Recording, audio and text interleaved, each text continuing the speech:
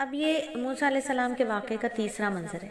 جب دونوں موسیٰ علیہ السلام اور یوشع علیہ السلام تھوڑا سا آگے نکل گئے تو موسیٰ نے اپنے نوجوان سے کہا ہمارا ناشتہ لاؤ، سچی بات یہ ہے کہ ہمیں اس سفر میں بڑی تھکاوٹ لاحق ہو گئی۔ تیسرا منظر ہے، کھانا طلبی کی جا رہی ہے، ٹھیک ہے۔ موسیٰ علیہ السلام نے کس سے کہا؟ اپنے نوجوان شاگرد سے کہا کہ کھانا جو ہمارے پاس ہے وہ لے کر آؤ۔ تو یوشع بن نون مجمع البحرین سے آگے بڑھ گئے جہاں زندہ مچھلی ہوئی تھی۔ حضرت موسیٰ نے فرمایا کھانا لے آؤ، بھوک لگی ہے۔ تو دیکھیے حضرت موسیٰ علیہ السلام حضرت یوشع علیہ السلام سے فرما رہے ہیں ہمارا ناشتہ لاؤ۔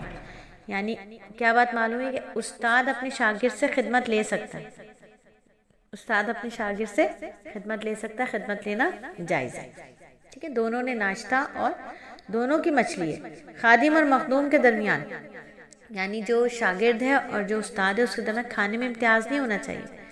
جو استاد کھا رہے ہیں وہی شاگرد بھی کھا رہے ہیں، جو خادم کھا رہے ہیں وہی مخدوم بھی کھا رہے ہیں۔ امام بخاری نے ایک مستقل باب باندھا ہے۔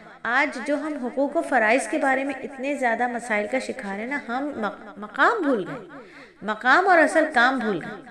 کس مقام پہ کس کو رکھنا ہے اور کس مقام پہ ہمارا کیا طرز ہونا چاہیے، کیا کام ہونا چاہیے، ہم یہ بھول گئے، جس کی وجہ سے مسائل آتے ہیں، ٹھیک ہے۔ امام بخاری رحمۃ اللہ علیہ نے مستقل ایک باب باندھا ہے کہ تمہارے غلام تمہارے بھائی ہیں، انہیں وہی کھلاؤ جو تم خود کھاتے۔ پھر انہوں نے ایک حدیث نقل فرمائی،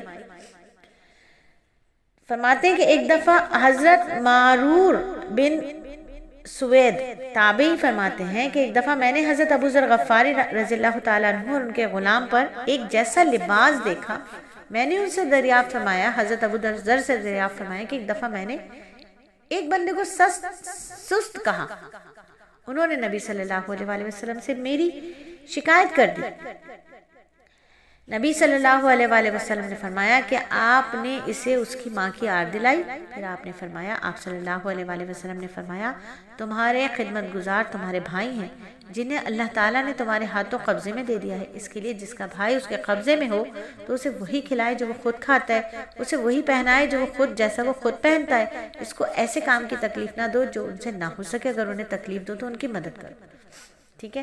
تو یہاں مقام اور کام یہ بھی سیکھا ہم نے، اس واقعے میں ہم نے یہ بھی سیکھا کہ کس کو کس مقام پہ رکھنا ہے، اور جو ہمارے تابع ہیں، جو لوگ ہمارے ساتھ ہیں، ان کے ساتھ ہمارا رویہ کیا ہونا چاہیے۔ یہ بہت ضروری چیزیں سیکھنے کی، یہ زندگی کا سبق ہے، یہ زندگی کا سبق ہے، یہ ہماری دنیا اور آخرت کو بہترین بنانے کا سبق ہے۔